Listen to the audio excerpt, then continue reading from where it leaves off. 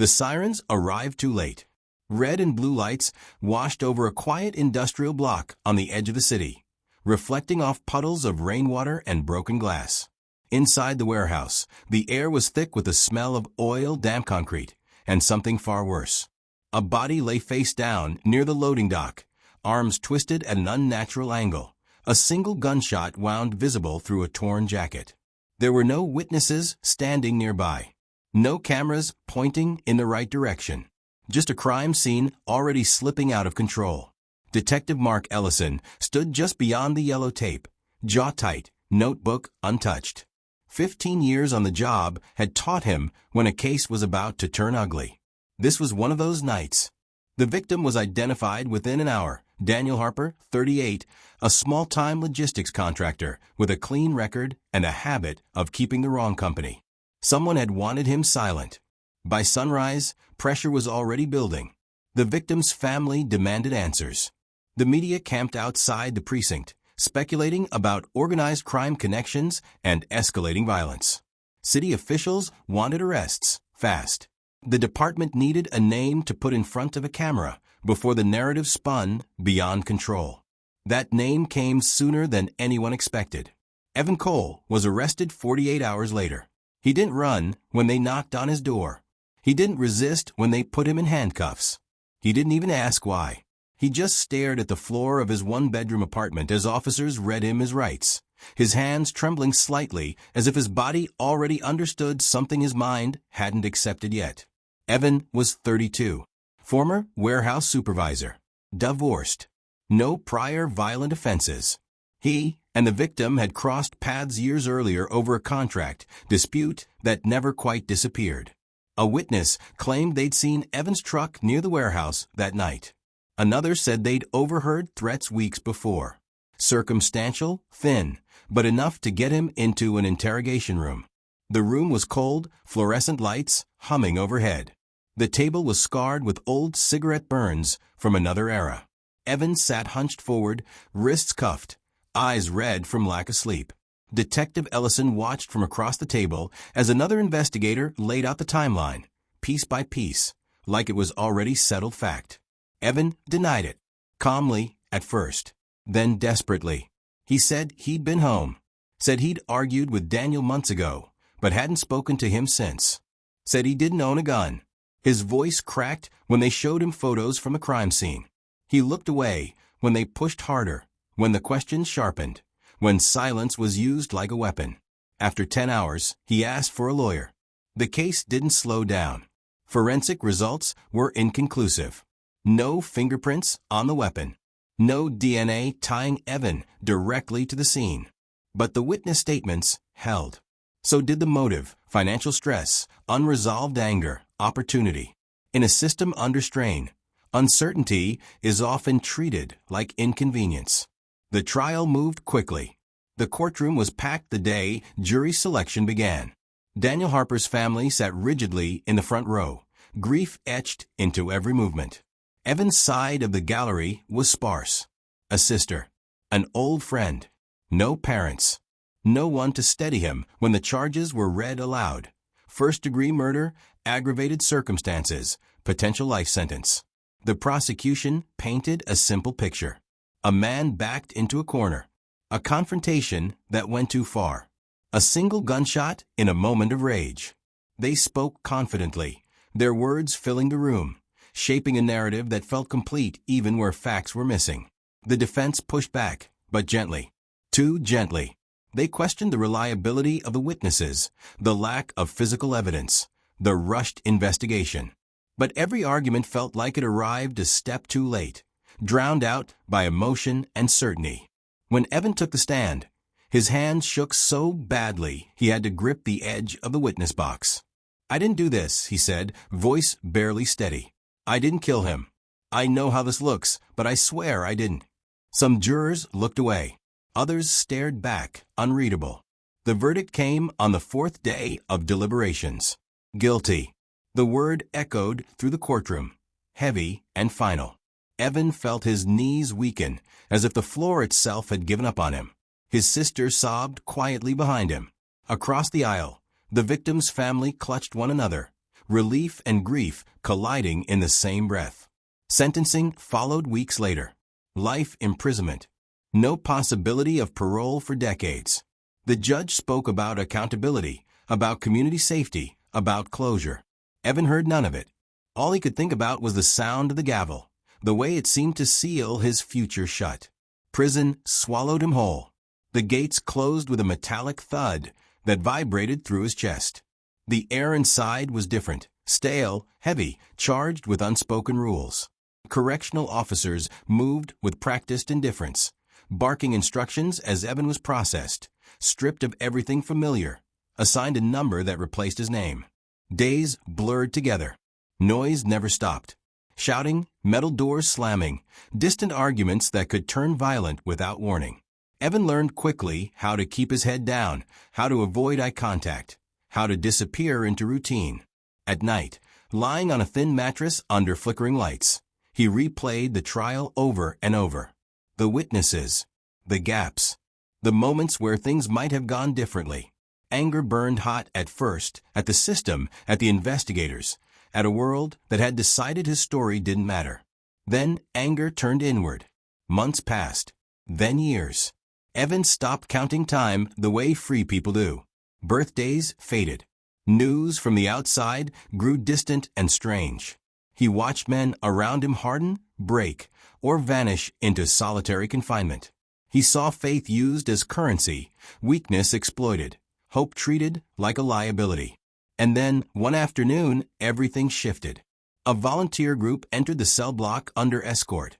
Outsiders in plain clothes, moving cautiously, carrying worn books instead of batons. Prison ministry, the guard said. Optional attendance. Evan almost didn't go. He sat on his bunk, staring at the wall, weighing whether it was worth the effort. He wasn't religious. He wasn't looking for salvation. He was looking for survival. But something, boredom, maybe, or exhaustion, pushed him to stand. He took a seat in the back of the room as the speaker began to talk. Not about forgiveness. Not about heaven or hell. But about guilt. About living with the worst version of yourself, whether you earned it or not. About men serving life sentences who had nothing left except the choice of who they became inside those walls. Evan felt something tighten in his chest. As the session ended, the speaker locked eyes with him. Not accusing, not pitying. Just steady. Afterward, a correctional officer pulled Evan aside. "You might want to see this," he said quietly, holding a thin folder. Inside was a report that hadn't existed at trial. A new statement. A witness who had come forward late, claiming the man they saw near the warehouse that night wasn't Evan. For the first time in years, the past cracked open, and the life sentence that defined Evan Cole's existence suddenly rested on a single fragile question. What the truth had been buried, and what if it was finally clawing its way back to the surface? Evan stared at the report long after the correctional officer walked away, his fingers tracing the edges as if the paper might vanish if he loosened his grip. A new witness. A different man. A timeline that didn't quite fit the story the jury had been told. For years, Evan had trained himself not to hope. Hope in prison was dangerous. It made time slower, made disappointment sharper. But this was different. This wasn't a feeling. It was ink on paper. The witness claimed they'd seen a man near the warehouse loading dock shortly before the gunshot. Same height as Evan, similar build, but different face, different vehicle. The witness had stayed silent out of fear, they said. Fear of retaliation. Fear of being pulled into something bigger than they could survive. Only now, years later, had guilt finally outweighed that fear. Evan's hand shook. He requested a meeting with the prison legal aid office the same day. The attorney who sat across from him was young, overworked, and careful not to promise anything. She'd seen too many men crushed by false hope. Still, as she read the report, her expression changed, subtle, but unmistakable. "This should have been disclosed," she said quietly. "If it's credible, this could matter." The word echoed in Evan's mind for days. Matter. Not fix everything. Not set him free. Just matter. Word travels fast inside prison. By the end of the week, other inmates knew Evan was working a case. Some offered quiet encouragement. Others warned him to let it go. Appeals, they said, made enemies. Guards didn't like noise. Prosecutors didn't like embarrassment. And people who challenged old verdicts sometimes disappeared into the system, lost in paperwork, buried in delays, transferred to facilities where access to legal help vanished overnight. The pressure came from all sides. During count one evening, Evan's cellmate leaned over and spoke low. "You sure you want to stir this up?" Evan didn't answer. Outside the cell block, the prison ministry volunteers returned week after week. Evan kept attending, sitting closer to the front now. He didn't suddenly become faithful in the way people expected. He didn't talk about miracles or forgiveness. What changed was smaller and deeper. He started listening, really listening, to men who admitted what they'd done, to men who insisted they were innocent, to stories that didn't fit neatly into guilt or redemption. One volunteer, an older man named Thomas, spoke less than the others. He listened more. When Evan finally told him about the report, about the witness, about the years he'd lost, Thomas didn't interrupt. "Truth has a way of resurfacing," he said finally, "but it usually asks for a price." The price became clear soon enough. Evan's appeal paperwork triggered a response from the district attorney's office, the same office that had secured his conviction. They acknowledged the new statement, but dismissed it as unreliable. Memory degradation. Questionable motive. Too little, too late. The system moved exactly as it was designed to, slowly, defensively, protecting itself. Then the witness recanted. A single-page affidavit arrived stating that the original statement had been a mistake, that they weren't certain anymore, that they didn't want to be involved. Evan felt the floor drop out beneath him. Legal aid suspected intimidation, but suspicion wasn't evidence. Without the witness, the appeal stalled. Months passed with no updates. Evan was transferred to a different unit for administrative reasons, separating him from the ministry group, from Thomas, from the fragile routine that had kept him grounded. Isolation did its work. Nights grew longer. Old anger crept back in. Evan questioned everything, whether the witness had ever existed, whether the report was a clerical error, whether he'd imagined the whole thing as a way to survive another year behind bars. Then, without warning, the witness disappeared. Not from the case, from the map. Legal aid couldn't locate them. No forwarding address. No employer records. Phone numbers disconnected. It was as if they'd been erased. Evan learned this during a brief meeting in a cramped visitation room, a scratched plastic divider separating him from the outside world. "That doesn't just happen," his attorney said under her breath. At the same time, another development surfaced, one that had nothing to do with Evan's appeal and everything to do with the original investigation. Detective Mark Ellison, now close to retirement, was being audited internally, not for Evan's case specifically, but for procedural irregularities across several closed investigations.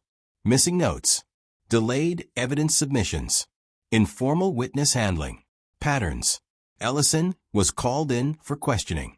He denied misconduct, said the audit was a witch hunt, said the department was looking for a scapegoat. But as old files were reopened, uncomfortable overlaps began to appear.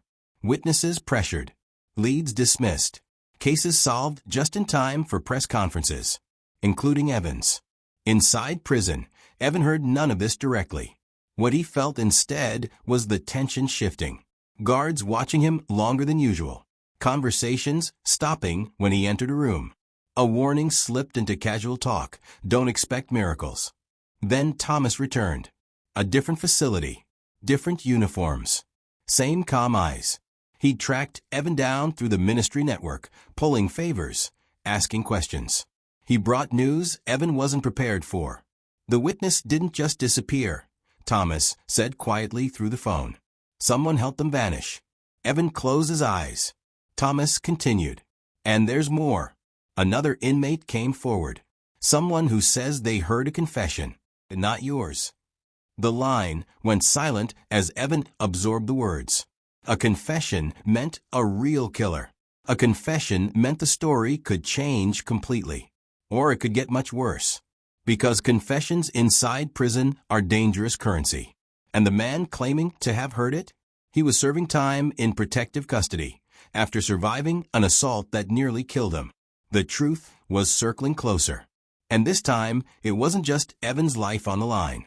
Evan learned that during a tense meeting with his legal aid attorney, her voice low, eyes constantly flicking toward the guard stationed nearby. The inmate in protective custody, Luis Moreno, claimed he'd shared a cell block years earlier with a man who bragged about cleaning up a mess at the docks. A warehouse, a single shot, a body left where no one would look until morning. Luis hadn't known Evan then. He hadn't known the name. But when Evan's case resurfaced through internal channels, details clicked into place with sickening clarity. Luis was willing to testify, but only if he stayed alive. The system moved carefully now, not out of compassion, but out of fear. The internal audit into Detective Ellison had widened, pulling in supervisors, evidence clerks, and prosecutors who'd built careers on high clearance rates.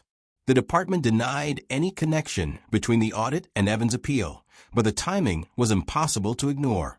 For the first time since his conviction, Evan was transported back to a courthouse, not in chains of certainty, but in the uneasy limbo of possibility. The hearing wasn't a trial. No jury. Just arguments. Affidavits. Legal language designed to control damage rather than uncover truth. The prosecution attacked Luis's credibility immediately. Jailhouse informant. Incentive to lie. Reduced sentence motives. They framed him as unreliable before he ever took the stand. Then the defense revealed something unexpected. Financial records. Daniel Harper, the victim, had been cooperating quietly with investigators in an unrelated fraud case. He'd been feeding information to authorities about a logistics ring skimming millions through shell companies. One of the names tied to that ring surfaced in a place no one had expected. Evidence storage logs connected to Ellison's unit. A man with a criminal history. Connections. Access. The room shifted. The judge ordered a continuance, and for the first time, a full evidentiary review of Evan Cole's conviction. Media outlets picked up the story cautiously at first, then aggressively. Headlines shifted from convicted killer appeals to questions raised in life sentence case. Inside prison, Evan waited. Days stretched. Weeks followed. Luis was relocated again, his whereabouts sealed. Thomas checked in when he could, reminding Evan to breathe, to stay steady, to prepare for any outcome. And then the call came. Evan's conviction was vacated pending retrial. No cheers. No celebration. Just silence, thick and disorienting. Vacated didn't mean exonerated. It meant the story wasn't finished yet. The retrial never happened. Evidence had degraded. Witnesses were gone. The prosecution quietly declined to proceed. Officially, it was due to insufficient likelihood of conviction. Unofficially, it was an admission no one wanted to make aloud. Evan Cole walked out of prison 13 years after he'd entered. The gates opened the same way they always had, but this time they didn't close behind him. Freedom didn't feel the way he imagined. The world had moved on without him. Streets changed. Technology overwhelmed him. Silence felt unnatural after years of constant noise.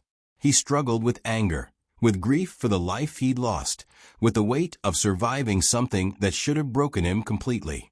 He found his way back to Thomas, back to the ministry that had reached him when the system had already decided he was finished. Evan didn't preach. He didn't pretend prison had saved him. What he did was sit with men who had nowhere else to put their fear. Years later, Detective Mark Ellison resigned without ceremony. No charges. No public reckoning. Just another file closed quietly. Luis Moreno remained in protective custody until his release, his role in the case never fully acknowledged. And Evan? Evan carried the truth like a scar, visible only to those who knew how to look. Because redemption didn't come from faith alone. It came from persistence, from people willing to stand in dark places and say, "This isn't right." Some stories end with justice. Others end with survival. And some, like this one, end with a question that never quite goes away. How many more are still waiting behind those walls? If you want to hear their stories, you know what to do.